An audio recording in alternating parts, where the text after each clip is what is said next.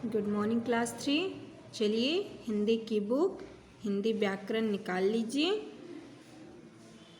तो हिंदी की बुक निकाल लिए बच्चों। पाठ 17 खोल लीजिए बच्चों। पाठ 17 में अनुच्छेद लेखन, अनुच्छेद और लेखन है, तो इसे मैं पढ़ रही हूँ, आप भी घर पे इसे पढ़िएगा।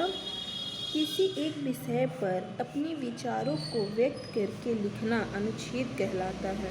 अनुच्छेद किसे कहते हैं, क्या कहलाता है अनुच्छेद? किसी एक विषय पर अपने विचारों को व्यक्त करना, अपने विचारों को व्यक्त करना लिखना करके लिखना अनुच्छेद कहलाता है। अनुच्छेद कुछ वाक्यों में लिखा जाता है। अनुच्छेद लेखन से हमारी कल्पना शक्ति, रचनात्मक क्षमता का विकास तो होता ही है, साथ ही विषय की जानकारी भी बढ़ जाती है। विषय की जानकारी भी बढ़ जाती है। चलिए हम पहला पढ़ेंगे। इसमें लिखा कौन सा अनुच्छेद पे लिखा हुआ है? मेरी प्रिय सहेली। मेरी प्रिय सहेली का अनुच्छेद लेखन लिखा है, तो मैं इसे पढ़ रही हूँ, आप भी पढ़िए। मेरी प्रिय सहेली कनिका है। वह मेरी ही कक्षा में पढ़ती है। हम दोनों कक्षा में एक साथ बैठते हैं। हम दोनों का घर भी पास पास है। हम दोनों एक ही बस में विद्यालय जाते हैं। कनिका की पढ़ाई, खेलकूद, चित्रकला के साथ संगीत में भी रुचि है। वह संगीत प्रतियोगिता में सदा भाग लेती है। कनिका का स्वभाव बहुत शांत है।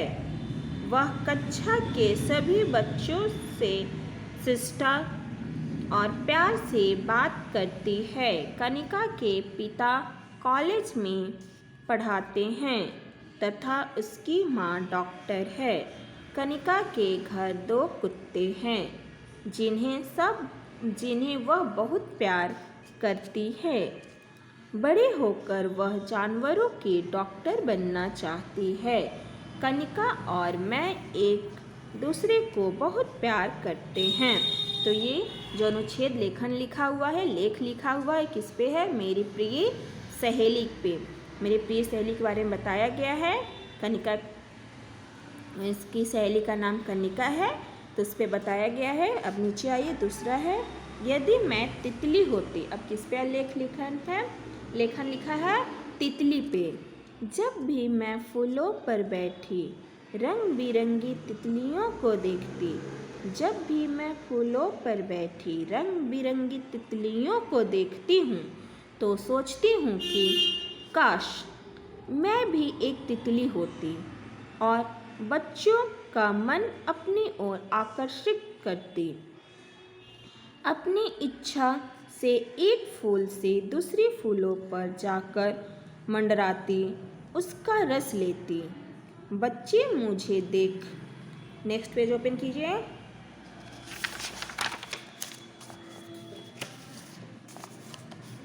पकड़ने आते तो मैं झट से उड़ जाती।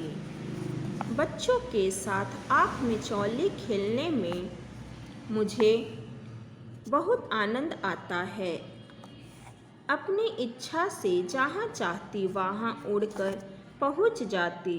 सभी मुझसे प्यार करते। तो तितली पे लेखन लिखा था अनुच्छेद पे। अब चलिए बच्चों अभ्यास प्रश्न पे आइए। नीचे दिए चित्र को देखकर अनुच्छेद पूरा कीजिए। मैं नीचे दिया हुआ चित्र को देखकर अनुच्छेद पूरा करो। मैं घोड़ा हूँ, मेरी 4 पैर और एक लंबी पूँछ होती है। हो गया बच्चों? फिर से मैं बोल रही हूँ, लिखिएगा, आप लोग को लिखना है। मैं घोड़ा हूँ, यहाँ खाली जगह पे घोड़ा लिखो। घोड़ा अपने बारे में बता रहा है। मेरे 4 पैर और एक लंबी पूँछ होती है। घोड़े के 4 पैर, एक लंबी पूँछ होती है। मैं देखने में बहुत सुंदर लगता हूँ। देखने में क्या लगता है? बहुत सुंदर। मेरे घर को अस्तबल कहते हैं। घोड़े के घर को क्या कहते हैं? अस्तबल। मुझे मशरूम खाना पसंद है। घोड़े को क्या खाना पसंद है? मशरूम। बच्चों को मेरे ऊपर सवारी करना अच्छा लगता है। लिख लिए बच्चों। लोग मेरा प्रयोग आने जाने के लिए करते हैं। मैं अधिकतर काला, भूरा और सुनहरी काला सफ़ेद रंग का होता हूँ। कुछ लोग मुझ पर सवारी करना पसंद करते हैं। जब मेरे पीछे बैठने के लिए पहिए वाली गाड़ी लगा दी जाती है तो उसे टमटम कहते हैं। तो ये आपको करना है बच्चों, जैसे मैंने बताया है। चित्र को देखकर अनुच्छेद पूरा कीजिए। तो ये मैंने करवा दिया आपको। इस तरह से आप अपने बुक में इसे कीजिएगा। अब नेक्स्ट पेज पे आइए। प्रश्न 2। इन प्रश्नों के आधार पर हमारे राष्ट्रीय ध्वज पर अनुच्छेद लिखिए। इस प्रश्न के अनुसार आपको उत्तर लिखना है अपने राष्ट्रीय ध्वज पे। हमारे राष्ट्रीय ध्वज को क्या कहा जाता है? तो उत्तर दीजिए बच्चों, क्या कहा जाता है? तिरंगा। तो इसको यहाँ पे आपको लिखना है अपने से। हमारे राष्ट्रीय ध्वज में कितने रंग हैं? हमारे राष्ट्रीय ध्वज में कितने रंग हैं बच्चों? 3 रंग। कौन कौन से? Saffron, white, green. यानी ऑरेंज कलर है, वाइट सफ़ेद कलर है और हरा कलर है। हमारे राष्ट्रीय ध्वज में सबसे ऊपर किस रंग की पट्टी होती है? तो बताइए बच्चों, किस रंग की पट्टी होती है? ऑरेंज कलर, सैफ्रॉन कलर की यानी केसरी कलर की पट्टी होती है। सफ़ेद पट्टी पर क्या बना हुआ है? सफ़ेद पट्टी पे क्या बना हुआ होता है? चक्र। केसरी रंग किसका प्रतीक होता है? केसरी रंग किसका प्रतीक होता है?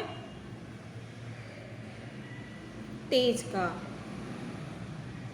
सफ़ेद तथा हरा रंग हमें क्या बताता है?